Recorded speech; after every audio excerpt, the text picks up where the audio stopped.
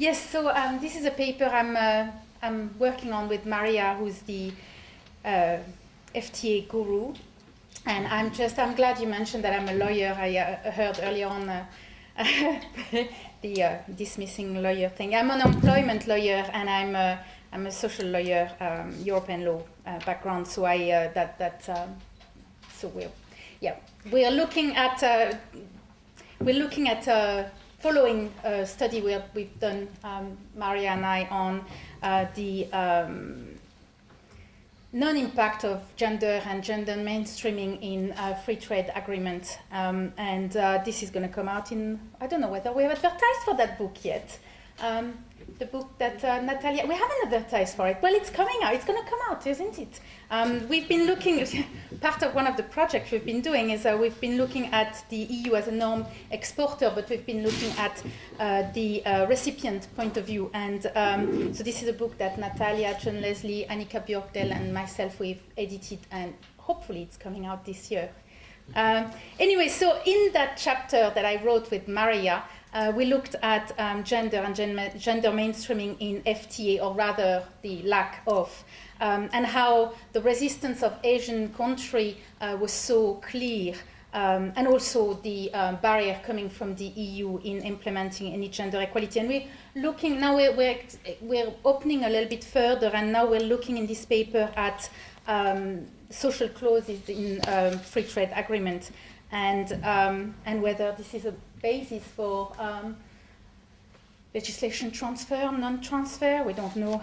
This is a paper that is in infancy, and so therefore it's really, still drafty. I was going to say, it's a given. The EU has an ambition as a global norm maker in human rights, democracy, sustainable development, and you just said no, and social norm, and it wasn't on your list. I'm like, okay, well, maybe it's not a given. I kind of thought this was a given, but anyway.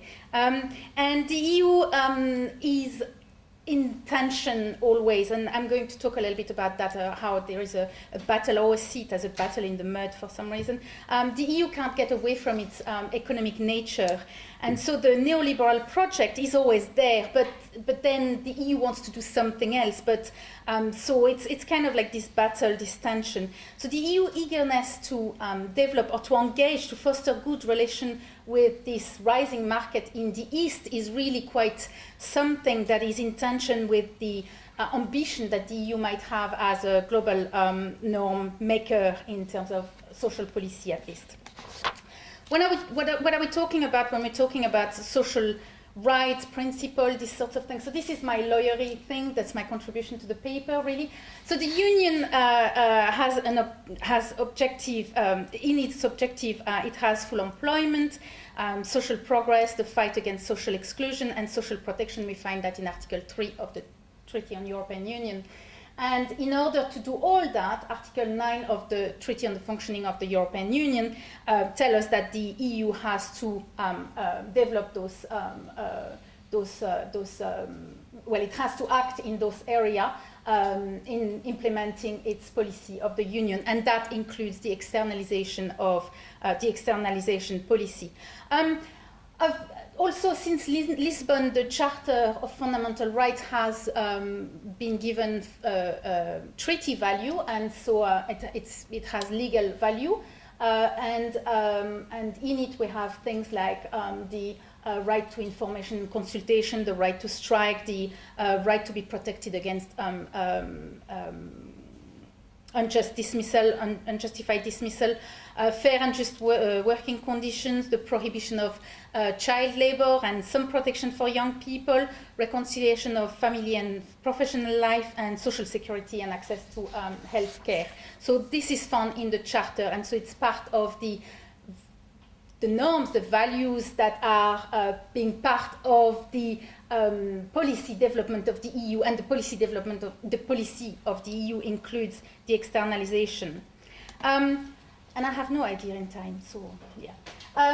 Okay, so I was talking about this battle between the economics and the social aim of the EU, the entanglement, those were apparently resolved by this decision of the, at the time, European Court of Justice in 1997. Well, yeah, I think it was 1999 case, actually, decided in 1999 case. Anyway, so the Seaver case the court states that the economic aims are now only secondary to the social aims of the EU. So in this battle, it's solved now. Yes, social aims go first. Well, kind of. But in the context of the EU-Asia relationship, what we know is that from the outset, that relation is conditioned by the eagerness of the EU to participate in the or to engage with the growing economic power of the Asian region. And so I go back to Jan again and his 2005 paper where it was traced that the inclusion of social clause were introduced originally in the general system of preference, which were regimes that were granted for some developing country in order for them to have some access to the EU. And in particular, so part of the terms for those specific right to access the EU market, there were an obligation to ratify some of the core ILO convention. And there are 4 core conventions, but nowadays, with the European Parliament being involved, there are, I think, 8 conventions that needs to be ratified. Anyway, so this was all part of the increased interest that the not only the EU but a lot of international actors had in encapsulating this sort of like a free trade versus fair trade debate. And there were a lot of in the 1990s there were a lot of social democratic governments that were elected in Europe, and a lot of them had sympathies with those kind of issues. Also, there were a rise in civil activism in the EU, and some concern over the rising unemployment in the EU, and also therefore fear of social dumping for the benefit of development country. So therefore, there were an encouragement for the partners to sign the ILO convention. And yes, and this little sentence there is just to show that there is externalization, that this is actually part of the institutionalization of the EU policy. So the EU at this stage recommends or try to influence or try in its FTA negotiation try to insert those social clause, and that has had some very negative perception by a number of Asian states. I must say almost all of them. One of the most common arguments, and we find it especially in India, where at the same time in India it's a democracy, so there would be we would assume that there are some commonality. But one of the arguments that we find in all of the states, but also especially in India, is that this insistence of labor clause or social clause in agreements are reflecting a sort of a protectionist impulses, and it's the interpretation is that the EU is implementing or forcing those clauses, those social clauses, in order to protect its own market. But it's not just that; it's also not just about the value itself, but about how the value will be used in the future. Some of the quote that we have is this initiative on human rights and the environment could be positive. So this is, clearly the value is shared. We're happy to do that. But also they could be skewed to give advantage to the West. And this is a statement of a difference of approach. So it's not so much about the value, but how the implementation and the form of the value can be used to the advantage of the West and to the disadvantage of the developing country or the Asian country.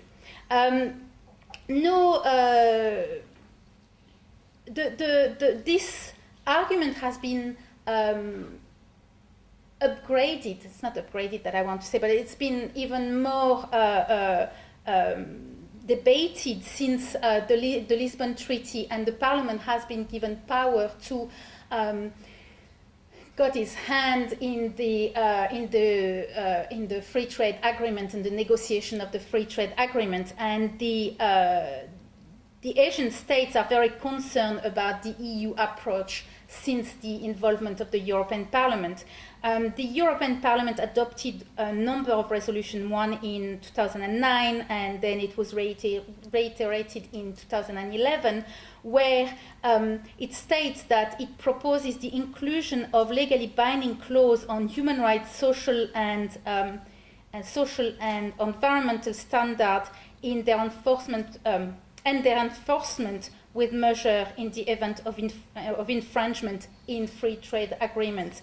And this has created quite a lot of stir with some Asian countries. So I talked earlier on about India. India, for example, is one of those countries that is showing the most resistance, and it's proving a little bit of a deal breaker. The argument is not so much about the social clause, but about the fact that that it shouldn't belong into the free trade agreement. There's also been some positive outcome, and this is a little bit different compared to when we looked at gender equality. Actually, we do find social clause, and some of them have been interesting. They sometimes, so the fact that the EU is interested in having those clauses incorporated into the free trade agreement has also helped some country realize that they were missing on something. So, for example, Malaysia did not sign up to the ILO convention, some of the ILO convention, and upon negotiating with the EU, they started to look at that, and why is it that they hadn't signed up to the ILO convention? And they thought at first that the reason why they didn't sign up to the ILO convention is that they had a positive action for women in civil service. But in fact, when they looked a little bit deeper into it, they found that actually the reason why they were in compatibility with the ILO convention is that they had a legislation that was taken in 1950 that was completely obsolete, that didn't work anymore, and prohibited women from working in certain sectors of industry.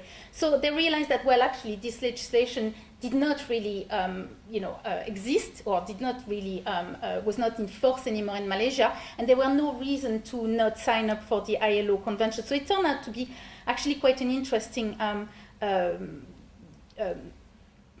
influence from the EU. The other part of it is that the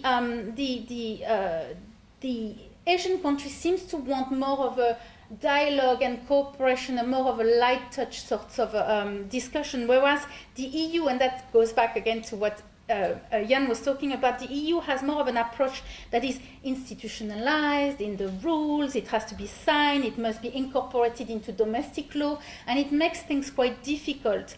And so sometimes the Asian country seems to be preferring, I base all that on some of the interview that Maria has done with a high-level civil servant in Asia and in Brussels. And so some of the what she comes up with is to talk about the fact that in Asia there is more of a discussion about the how to cooperate on this matter, and how to talk about this matter in the framework that is outside of the free trade agreement, so not so much within the free trade agreement. So the idea is not, for lots of Asian countries, the idea is not to refuse those norms, but not to negotiate them in free trade agreement, and also to discuss them and not to be imposed specific rules. Just quickly, the reason why the Asian countries are worried about it is because there has been some precedent. In the context of the general system of preference, Pakistan received some, was signatory to it, and they had to sign up to the ILO convention, or there were some rules about child labor, and they didn't follow it, and so the procedure was started by, I can't remember the Parliament or the Commission started a procedure at the time to stop the agreement with Pakistan, and they didn't implement it, but just the fact that they threatened Pakistan from stopping the agreement was enough to make Pakistan adopt domestic legislation, and also it was enough to create fear for other Asian states to that there is this possible influence from the EU and this possible power from the EU. But under the FTA, there is no conditionality. It's all based on mutual agreements, and the clauses are mutually agreed. And if there is, and they're not legally binding, and if there is a breach of the clause, it's looked at by experts that are chosen by both parties, and it is also done with the participation of policymakers and business and civil society, and it's also done in this spirit of collaboration and discussion, so not so much in the spirit of the in the conditionality condition.